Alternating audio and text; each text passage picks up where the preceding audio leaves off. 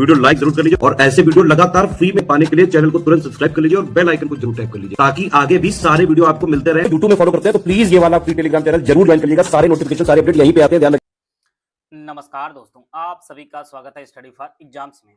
दोस्तों, जैसा कि आप लोग जानते हैं कि उत्तर प्रदेश लोक सेवा आयोग की भर्ती आरओ 2023 पर जो है हाई कोर्ट ने स्टे लगा दिया है अग्रिम कार्रवाई के लिए। तो उसी के माध्यम से आज पेपर में दिया है कि आरओ भर्ती में ओबीसी अभ्यर्थियों को मिला 42% प्रतिनिधित्व।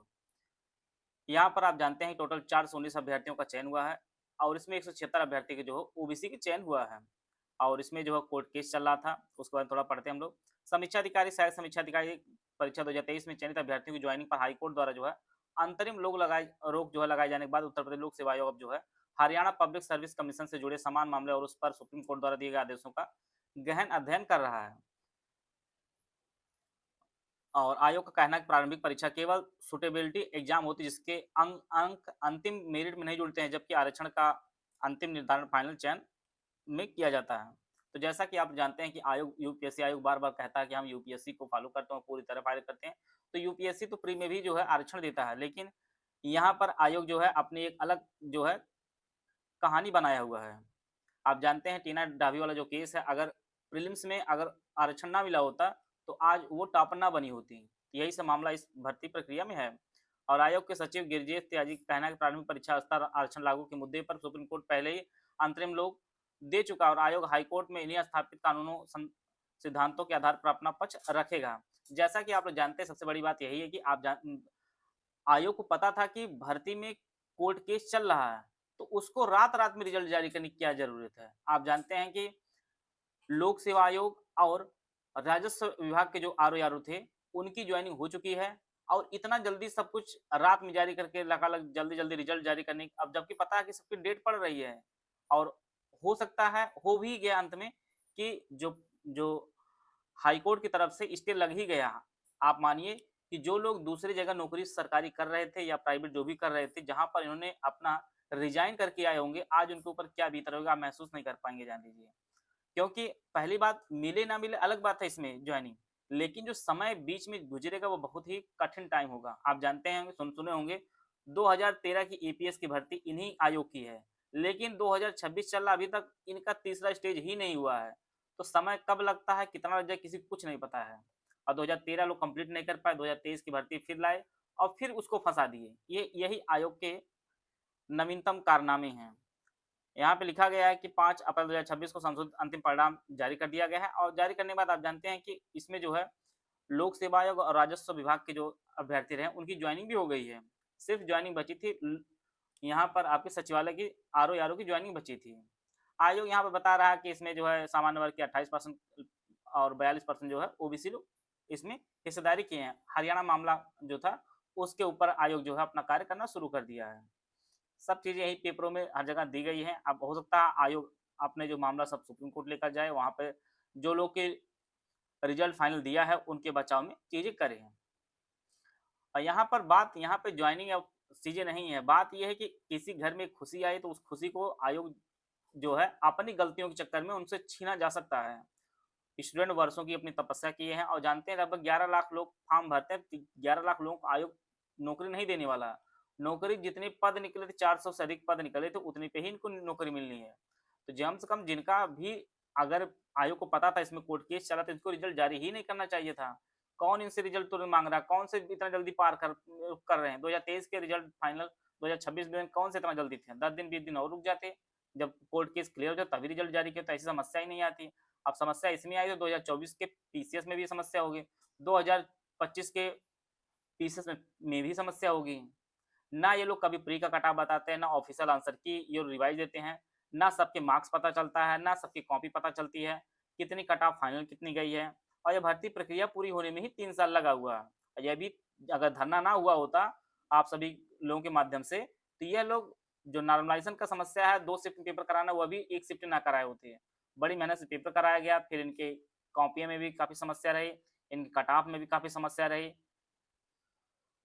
और आयोग ने खुद ही माना है कि जो ओबीसी कट ऑफ है उससे कम वाले लोग मेंस भी लिखे हैं और उनका फाइनल भी सिलेक्शन हुआ है। और यह मामला कोर्ट में चल रहा, तो रात में रिजल्ट जारी करने एक नई नौटंकी शुरू कर दी है आयोग ने। पीसीए 2024 का भी रिजल्ट रात में दिए हैं 11 बजे का अराउंड, आरओ का भी रिजल्ट रात में गया है। कौन सा एक दिन बाद में दे दे, क्या दिक्कत है इस चीज के लिए? और जब कोई कोर्ट केस चल रहा है तो उसमें आयोग कितना जल्दी करने की क्या जरूरत है? अब यही है कि समस्या उन लोगों के साथ हो गई है जो लोग कहीं नौकरी कर रहे थे और उन्होंने अपना रिजाइन करके इस नौकरी को पाने के लिए रिजाइन कर दिया। अब समस्या यह है कि ये सामने भी ना मिला और पीछे से भी चले गए ये लोग। अब उनके साथ क्या हो रहे होगा वही जान पा रहे होंगे, जान लीजिए। तो यही है कि उम्मीद देकर उनकी उम्मीद मत तोड़िए, ऐसा आयोग ना करे। और जहां बात करते पारदर्शिता की, पारदर्शिता के नाम पे यूपीएससी लोक सेवा आयोग एकदम शून्य, एकदम पूरी तरह से। और कहते हैं हमेशा हम यूपीएससी को फॉलो करते हैं, तो कम से कम फॉलो कर, पूरी तरह फॉलो करो ना। अभी 2024 के फाइनल रिजल्ट आया, यूपी पीसीएस से ही सिलेक्टेड एक वीडियो साहब हैं, उन्होंने एथिक्स कॉपी चेक करा, उन्होंने 12 मार्क्स के प्रश्न में जो है किसी मुझे शून्य दिया, किसी 1 मार्क्स दिया गया। इतने ही अनियमितता जो है कॉपियों में दिख रही है। और उन्होंने अपने हाईकोर्ट के आदेश पर जो अपनी कॉपी चेक करी और काफी मतलब नाराज भी हुए इस चीज के लिए कि किस स्तर के जो है लोक सेवा आयोग कॉपियां चेक करा रहा है, सिर्फ निपटाऊ काम कि इतने दिन में इतना करो, इतने दिन में इतना करो। जो बहुत डिजर्विंग कैंडिडेट थे, बहुत अच्छे कैंडिडेट थे, वो लिस्ट से बाहर हैं। अब इनके हर बार यही होता है कि कॉपी चेक करने वाले बाहर किए जाते हैं, कॉपी चेक करने वाले बाहर किए जाते हैं। भाई अगर नहीं तुमसे कॉपी चेक हो पा रही है तो फिर से आप ऑब्जेक्टिव रख लीजिए। जैसे प्री का ऑब्जेक्टिव होला वैसे अब मेंस का भी ऑब्जेक्टिव होगा, कॉपी चेक करने का नौटंकी ही खत्म हो जाएगी। जब कोई काम हो ही नहीं पा रहा, वहीं पर बिहार पीसीएस सारी चीजें अपनी जो मेंस के आंसर की, मेंस के नंबर, कॉपी सब कुछ अपलोड कर, सब कुछ आप अपने घर से बैठ के देख सकते हैं। इस चीज के लिए आप अन्य आयोगों से भी आप सीख सकते हैं। वहीं इसी लोक सेवा आयोग के जो कारनामे हैं, 2010 के जो ईपीएस में धांधली करवाया आयोग ने, 2013 में इसी कारण जो है इसमें सीबीआई लगी और सीबीआई चली गई, इसमें कुछ अभी नहीं हुआ। 13 वालों में तीसरा स्टेज बेचारों का नहीं हो पा रहा। 2013 की भर्ती अगर हम कह रहे हैं, जिसकी उम्र लगभग 45 के आसपास फॉर्म भरा होगा, 13 साल तो ये जोड़ लीजिए जो अभी हुआ है, और एक आध साल बाद उसको नौकरी मिलेगी तो एक आध महीना नौकरी करके वो रिटायर हो जाएगा, ना पेंशन की। हो सकता है 15-20 साल में वो जो है लाख 1.5 लाख रुपया 1-2 महीने में कमा पाएगा। उसके लिए ये आयोग की नीतियां हैं। अब जब भर्ती फंसी थी, जिस कारण से भर्ती फंसी थी, वही कारण इसमें भी आयोग ने फंसा दिया।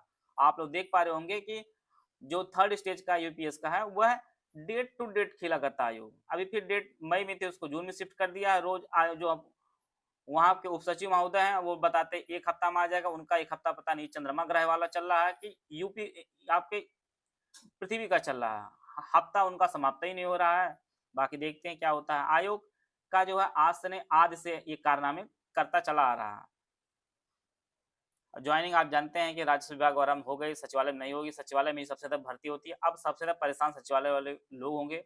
बाकी जो लोग ज्वाइन कर चुके हो तो अपना थोड़ा बहुत काम तो करते रहेंगे। बाकी आगे जो ज्वाइनिंग वगैरह है वो पूरी तरह से रोक दी जाएंगी। अब डिपेंड ये करेगा कि लोक सेवा आयोग सुप्रीम कोर्ट जाएगा, अपनी दलीलें पेश करेगा और अपना जो है स्टूडेंट को जो है बचाव करने का प्रयास करेगा। अब बात करते हैं आगे हो क्या सकता है। देखिए अब डिपेंड करेगा लोक सेवा आयोग के ऊपर। हो सकता है कि प्री का रिजल्ट इन्हें रिवाइज करना पड़े कि जिससे कट ऑफ को ऊपर नीचे अपना करके जो है कुछ स्टूडेंट को और मुख्य परीक्षा के लिए बुलाया सकता है। बाकी देखते हैं क्या हो सकता है आगे। बाकी आप लोग अपनी तैयारी करते रहिए। और एक चीज और जान लीजिए कि स्थिति ऐसी बन जा रही है कि आप एक चीज सोचकर एक चीज के लिए लड़ ही नहीं सकते, क्योंकि अगर जिन्होंने भी लोक सेवा आयोग की भर्ती अब जानिए जिनका अभी चयन हो गया किसी कारण से, अगर उन्हें बाहर करना पड़ता है तो उनकी व्यक्तिगत क्या दिक्कत थी? कोई दिक्कत नहीं है। लेकिन स्थिति ऐसी बन जा रही, इतनी मेहनत करने के बाद, वर्षों की तपस्या के बाद लोगों के पास नौकरी आ रही है और आयोग जो है अपनी कुछ जो है किसी चीज की बिना जाने हुए जल्दीबाजी चक्कर में रिजल्ट जारी करके जो है उन घरों में जो है अंधेरा कर सकता है। बाकी आप देखिए आगे क्या होता है इसके लिए। बाकी जिनका जो भर्ती अभी 2026 से आने वाली है वो भी हो सकता है कुछ देर के डिले हो सकती है, क्योंकि भर्ती पहले ये कंप्लीट होगी, इसके बाद ही 2026 की आरओ की भर्ती आपको देखने को मिलेगी। बाकी जिस प्रकार से आयोग के कार्य है, इनकी कार्यप्रणाली है, इतना जल्दी ये सब चीजें होने वाली नहीं। 2013 वालों का ईपीएस का मैं आपको एग्जाम्पल दे रहा हूँ कि 2013 वाले ईपीएस में जो समस्या थी वही समस्या 2023 में कर दिए। 13 सालों में आयोग ने कुछ नहीं किया है, सिर्फ ऐसा डेट पे डेट चल रही है। 23 वालों को भी कोई कुछ नहीं, इनका सब कुछ बना बनाया है। ये कहते हैं भैया शून्य एरर पे आप लिख के लाओ। भाई तुम 400 शब्द लिखोगे शून्य पर देख के तुम नहीं टाइप कर पाओगे, एक आध गलती तुम वैसे कर दोगे, वैसे सुन के तुम्हें लिखना होगा, तुम वैसे ही छोड़ दोगे इस चीज के लिए। तो जब भर्ती करनी ही नहीं है, फंसा के रखना ही है, तो भर्ती निकालते क्यों हो? या तो तुम लोग अपना लिख कर दिखा दो इतना बिना एरर का, तो चीज जाने उसके लिए। तो आयोग अपने स्तर की चीज करता रहता है, बाकी इनसे सिर्फ आयोग को कुछ प्रभाव नहीं पड़ता, प्रभाव सिर्फ जो वर्षों से लगे हुए स्टूडेंट हैं उनकी जो बहुत सारी त्याग हैं उन सबका जो वैल्यू है वो शून्य कर देता है आयोग। बाकी आप लोग मजबूत बनिए और आगे की तैयारी जो है, चाहे आप पीसीएस देते हो या आगे आने वाले आरओ के लिए उसके, या कोई और जो लोअर पीसीएस वगैरह जो भर्ती चल रही है या कोई जिसमें आप एलिजिबल हो रहे हैं, आप उसमें आप करिए। वहीं पर यूपी ट्रिपल जो है कम से कम नहीं करता किसी से कम बराबर तो कर देता सबकी कट ऑफ प्री की।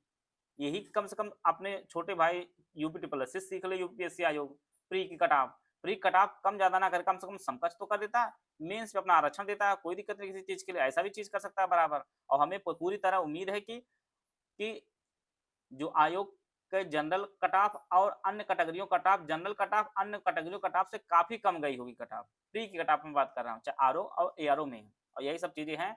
और अगर रिजल्ट रिवाइज होता है तो और अधिक स्टूडेंट बुला सकते हैं। बाकी अब आयोग और हाई कोर्ट और सुप्रीम कोर्ट के निर्णय के आधार पर जो है आगे की प्रक्रिया होगी। बाकी आप लोग अपनी पढ़ाई करते रहिए, आपके हाथ में सिर्फ पढ़ाई करने का ही कार्य है। यूपीपीएससी एचईओ 2026 स्वास्थ्य शिक्षा अधिकारी मॉक टेस्ट सीरीज का बैच शुरू किया गया है। न्यू पैटर्न पर आधारित टेस्ट सीरीज आपको दी जाएगी दोनों भाषाओं में। एग्जाम ओरिएंटेड टेस्ट सीरीज आपको मिलेगी जैक 100% रियल एग्जाम जैसे। इसमें टोटल 10 टेस्ट दिए जाएंगे और इसमें आपको अनलिमिटेड एक्सेस आपको दिया जाएगा। इसकी जो वैलिडिटी होगी एग्जाम टेस्ट की वैलिडिटी होगी। इसका जो प्राइस 749 इसमें आप जो है ज्ञान सर कूपन कोड यूज करेंगे तो आपको 20% डिस्काउंट मिलेगा। तो एक्चुअल जो फीस होगी वह 599 फीस पे करके जो है आप इस बैच से जुड़ सकते हैं। यह बैच आपको Study for Civil Service app पर आपको यह बैच उपलब्ध होगा। गूगल प्ले स्टोर से Study for Civil app download करके यूपीएससी एचईओ 2026 सेक्शन में जाकर जो इस बैच से परचेज करके जो है आप अपनी तैयारी को बेहतर कर सकते हैं।